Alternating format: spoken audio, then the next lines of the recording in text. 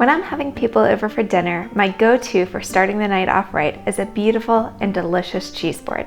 It's the kind of thing you can prepare ahead of time and then just set it and forget it. Today, I'm going to share with you some simple tips that I've learned on how you can create a spectacular cheese board.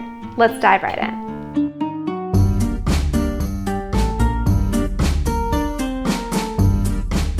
First things first, we need to start with our board. I personally love the look of a dark wooden surface for my cheese boards. It gives off a certain attitude, and it's just a really pretty presentation piece that you can have laying out on your countertops for when your guests arrive. And if you like to use a wooden board like I do, it's best to use one that's all natural, meaning that it's one that you regularly season yourself. Pre-seasoned boards are pre-treated with unnatural mineral oils and mystery waxes, some of which are derived from petroleum. Since your board comes into direct contact with the cheese and other food you eat, make sure that you're eating clean by using a board that you maintain yourself.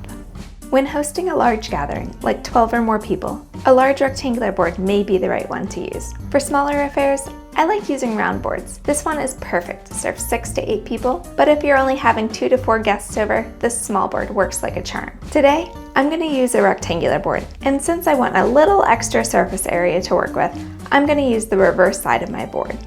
Start by creating a point of visual interest in the center of your board. This could be a selection of grapes, figs, fresh berries, or on-the-vine cherry tomatoes. This visual interest will make all the difference in your final presentation.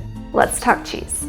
For reference, you'll want 2 pounds total of assorted cheese for about every 8 people you serve. You'll want to pick 3 to 5 different cheeses to feature on your board, and we always want to think about 3 things when picking cheeses: texture, taste, and color.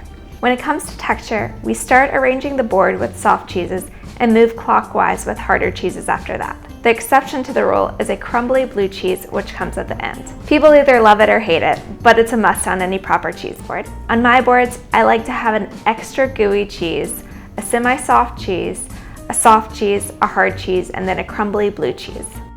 First up is your soft cheese. This is a very young cheese that is not matured, so it'll be extra soft. Today, I'm going to use an épaisse. This is a gooey, super runny cow's milk cheese from France that we'll definitely need a spoon for.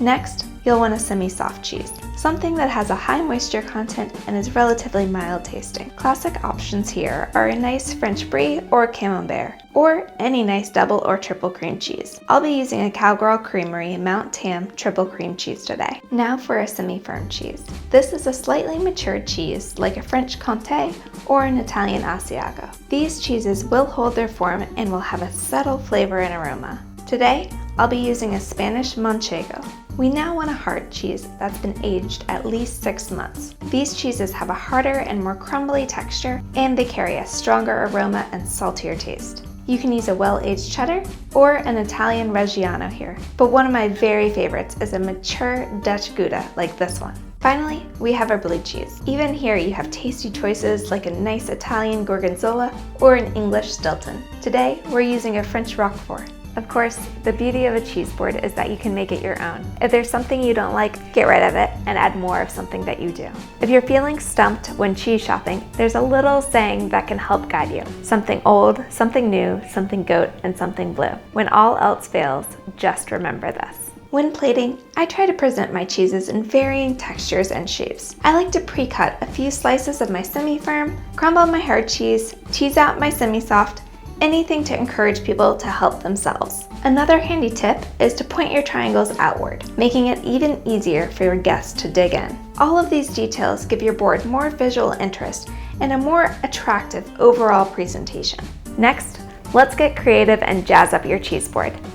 This is where it really gets fun. There are so many delicious accompaniments that you can have, such as bread and crackers, honey and jam, nuts, fresh berries or dried fruit, or pickles and olives. For breads and crackers, I like to provide a variety of textures and sizes, just like my cheeses. I prefer neutral flavored crackers, that way you can mix and match them with any cheese. Honey and jams are always a dream pairing with cheese. Here, I have a nice fig jam that tastes beautifully with our Manchego. For some extra crunch, you could also add an assortment of nuts to your board. Just be mindful of any guests with allergies. All of these little accompaniments can be displayed on a separate board, or if you have room, just add them straight onto your cheese board. The great thing about a cheese board is that it allows people to really get creative with what they put together. Unique pairings are always a great conversation starter. And voila, there you have it, the ultimate cheese board.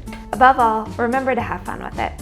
I'd love to see what you come up with, so please share a picture of your beautiful cheesy creations with us on Instagram or Facebook.